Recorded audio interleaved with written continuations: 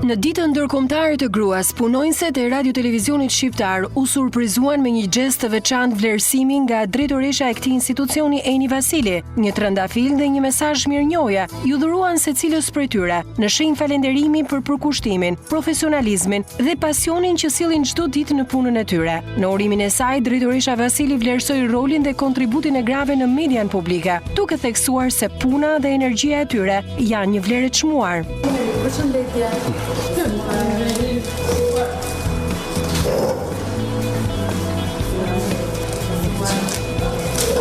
Në këtë 8 mars dua t'ju uroj nga zemra dhe t'ju falenderoj për përkushtimin, profesionalizmin dhe energjinë që sillni çdo ditë në RTS. Kontributi juaj është një vlerë e çmuar për institucionin ton dhe për misionin e medias publike. Ju uroj 8 mars të bukur, me sa më shumë vlerësim, frymëzim dhe suksese në çdo hap tuaj. Një gest i thjesht, por i mbushur me vlerësim që la pas një atmosferë të ngrohtë dhe buzëqeshje mes gazetarëve dhe punonjësve të RTS-s, në këtë ditë simbolike të fuqisë dhe madhështisë së gruas dhe nënës.